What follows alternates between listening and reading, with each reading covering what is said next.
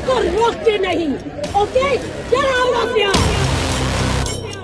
Did you not understand? Did you not understand? Did you not understand? मैं बात करता हूँ। मेरे से कोई बात नहीं करेगा। यहाँ से इस ट्रैफिक को हटाओ। Shut up! Shut up! Yes, ನೀವು ನೋಡ್ತಾ ಇದ್ದೀರಾ ಬಾಸ್ ಟಿವಿ ಸ್ಪೆಷಲ್. ನಾನು ಸೀಮಾ ಬಂಗಾರಪ್ಪ. ಸೋಷಿಯಲ್ ಮೀಡಿಯಾ ತೆಗೆದ್ರೆ ಸಾಕು ಎಲ್ಲ ಕಡೆ ಆ ಮಹಿಳೆಯದ್ದೇ ಸದ್ದು. ಜನಸಾಮಾನ್ಯರ ಪಾಲಿಗೆ ಆಕೆ ಕೇವಲ ಒಬ್ಳು ಮಹಿಳೆಯಲ್ಲ, ವ್ಯವಸ್ಥೆಯ ವಿರುದ್ಧ ಸಿಡಿದಿದ್ದ ರಿಯಲ್ ಹೀರೋ. ಅಷ್ಟಕ್ಕೂ ಇಡೀ ದೇಶ ಆಕೆಯ ಬಗ್ಗೆ ಮಾತನಾಡ್ತಿರೋದಕ್ಕೆ ಒಂದು ಕಾರಣ ಕೂಡ ಇದೆ. ಆಕೆ ತೋರಿದ ಆ ಒಂದು ಅಪ್ರತಿಮ ಧೈರ್ಯಕ್ಕೆ ಎಲ್ಲರ ಮೆಚ್ಚುಗೆ ಇರಲೇಬೇಕು. ಹೌದು ವೀಕ್ಷಕರೇ, ನೀವು ಒಮ್ಮೆ ಇಮ್ಯಾಜಿನ್ ಮಾಡಿ ನೋಡಿ, ಮಧ್ಯಾಹ್ನ ಉರಿ ಬಿಸಿಲು, ಯಾವುದೋ ಎಮರ್ಜೆನ್ಸಿ ಕೆಲಸದ ಮೇಲೆ ಹೊರಗೋಗಿರ್ತೀರಿ, ಮನೆಯಲ್ಲಿ ಯಾರಿಗೋ ಆರೋಗ್ಯ ಕೆಟ್ಟಿದೆ, ಆಸ್ಪತ್ರೆಯಲ್ಲಿ ಅಡ್ಮಿಟ್ ಆಗಿದ್ದಾರೆ, ಮತ್ಯಾವುದೋ ದಾಖಲೆಯನ್ನ ತರೋದಿಕ್ಕೆ ಅಂತ, ಅಂದರೆ ಮನೇಲೆ ಬಿಟ್ಟೋಗಿರ್ತೀರ, ಆ ದಾಖಲೆಯನ್ನ ತರೋದಿಕ್ಕೆ ಅಂತ ಅರ್ಜೆಂಟಾಗಿ ಹೋಗಲೇಬೇಕು, ಮನೆ ಕಡೆ ಹೋಗ್ತಾ ಇರ್ತೀರ. ಆದರೆ ರಸ್ತೆಯಲ್ಲಿ ಇಂಚೂ ಜಾಗವಿಲ್ಲದೆ ಟ್ರಾಫಿಕ್ ಜಾಮ್ ಆಗಿದ್ದಾಗ ನೀವೇನು ಮಾಡ್ತೀರಾ?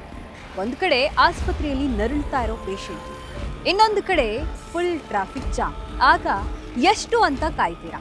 ಅರ್ಧ ಗಂಟೆ, 1 ಗಂಟೆ, 2 ಗಂಟೆ ಕಳೆದ್ರೂ ಕೂಡ ಒಂದೂ ವಾಹನಗಳು ಚೂರು ಕದಲೋದಿಲ್ಲ ಅಂದರೆ ಅಯ್ಯೋ ಯಾರಿಗೆ ಬೇಕು ಇಂಥ ಪರಿಸ್ಥಿತಿ ಅಂತ ಒದ್ದಾಡಲೇಬೇಕು.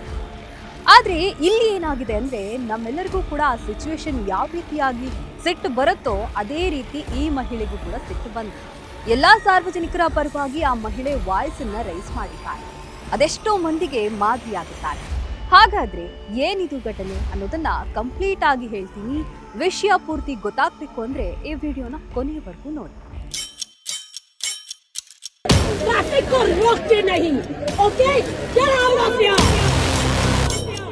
Did you not understand? Did you not understand? Did you not understand? मैं बात करता हूँ। मेरे से कोई बात नहीं करेगा।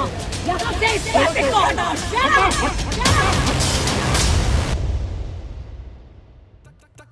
ಟ್ರಾಫಿಕ್ ಜಾಮ್ನಲ್ಲಿ ಸಿಕ್ಕಾಕೊಂಡಾಗ ಸ್ವಲ್ಪವೂ ವಾಹನಗಳು ಕದಲದೇ ಇದ್ದದ್ದನ್ನ ನೋಡಿ ಆ ಮಹಿಳೆ ಸ್ವಲ್ಪ ಮುಂದೆ ಹೋಗಿ ನೋಡಿದ್ರೆ ಅಲ್ಲೊಬ್ಬ ಪ್ರಭಾವಿ ಸಚಿವರು ನೂರಾರು ಬೆಂಬಲಿಗರೊಂದಿಗೆ ರಸ್ತೆ ಮಧ್ಯೆ ಕುಳಿತು ಪ್ರತಿಭಟನೆ ನಡೆಸ್ತಾ ಇರ್ತಾರೆ. ಅದು ಕೂಡ ರೋಡ್ ಬ್ಲಾಕ್ ಮಾಡಿಸ್ಕೊಂಡು.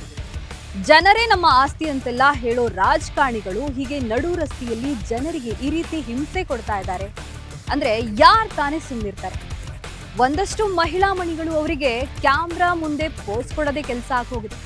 ಸುತ್ತಲೂ ನೂರಾರು ಕ್ಯಾಮ್ರಾಗಳು, ಸೆಲ್ಫಿಯ ಅಬ್ಬರ, ರೀಲ್ಸ್ ಮಾಡುವವರ ಹಾವಳಿ ಜೋಡು. ಜನರ ಕಷ್ಟ ಕೇಳಬೇಕಾದವರೆ ಜನರಿಗೆ ಕಂಟಕವಾಗಿ ನಿಂತಾಗ ನಿಮಗೆ ಹೇಗನ್ಸ್ಬೋದು? ನೀವು ಸುಮ್ಮನೆ ಕೂರ್ತೀರಾ ಅಥವಾ ಪ್ರಶ್ನಿಸ್ತೀರಾ? ಹೌದು, ಮಹಾರಾಷ್ಟ್ರದ ಅತ್ಯಂತ ಬ್ಯುಸಿ ಪ್ರದೇಶಗಳಲ್ಲಿ ಒಂದಾದ ಮುಂಬೈನ ವರ್ಕಿಯಲ್ಲಿ ಈ ಘಟನೆ ನಡೆದಿದೆ. ಮಹಿಳಾ ಮೀಸಲಾತಿ ಮತ್ತು ವಿಧೇಯಕಕ್ಕೆ ಸಂಬಂಧಿಸಿದಂತೆ ಬಿಜೆಪಿ ಹಮ್ಮಿಕೊಂಡಿದ್ದ ಈ ಪ್ರತಿಭಟನೆಯ ನೇತೃತ್ವವನ್ನ ಹಿರಿಯ ಸಚಿವ ಗಿರೀಶ್ ಮಹಾಜನ್ ವಹಿಸಿದ್ರು. ರಾಜಕೀಯ ಲಾಭಕ್ಕಾಗಿ ರಸ್ತೆಯನ್ನೇ ಬಂದ್ ಮಾಡಿ ಸಾವಿರಾರು ಜನರಿಗೆ ತೊಂದರೆ ಕೊಡ್ತಾ ಫೋಟೋ ಶೂಟ್ನಲ್ಲಿ ಮಗ್ನರಾಗಿದ್ದಾರೆ ಎನ್ನಲಾಗಿದೆ. ಅದೇ ಟ್ರಾಫಿಕ್ನಲ್ಲಿ ಒಬ್ಬ ಮಹಿಳೆ ತನ್ನ ಪುಟ್ಟ ಮಗುವಿನೊಂದಿಗೆ ಟ್ರಾಫಿಕ್ನಲ್ಲಿ ಸಿಕ್ಕಾಕೊಂಡಿದ್ರು.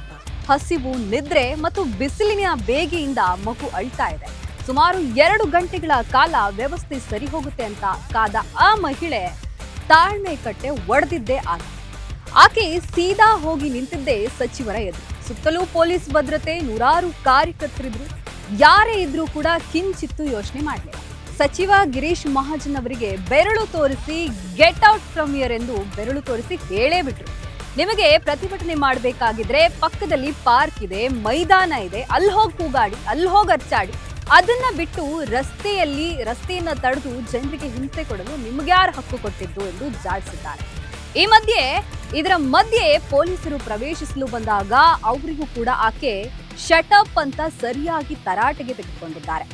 ಜನರು ಸಾಯ್ತಿದ್ದಾರೆ, ನೀವು ಫೋಟೋ ಶೂಟ್ ಮಾಡ್ತಾ ಇದ್ದೀರಾ ಎಂಬ ಆಕೆಯ ಆಕ್ರೋಶಕ್ಕೆ ಇಡೀ ಪ್ರತಿಭಟನಾ ತಾಣವೇ ಸ್ತಬ್ಧವಾಗಿತ್ತು. ಆಕೆಯ ಈ ಕಾಳಿ ಅವತಾರ ಕಂಡು ಸಚಿವರು ದಂಗಾಗಿ ಹೋಗಿದ್ರು. ಅಹಂಕಾರದಿಂದ ಮೆರೆಯುತ್ತಿದ್ದವರಿಗೆ ಸಾಮಾನ್ಯ ಮಹಿಳೆಯೊಬ್ಬಳ ಪ್ರಶ್ನೆಗೆ ಉತ್ತರಿಸಲಾಗಲಿಲ್ಲ. ಆಕೆಯ ಆಕ್ರೋಶದ ತೀವ್ರತೆ ಎಷ್ಟಿತ್ತೆಂದ್ರೆ ಸಚಿವರು ಮತ್ತು ಬೆಂಬಲಿಗರು ತಕ್ಷಣ ಜಾಗ ಖಾಲಿ ಮಾಡಿದರು.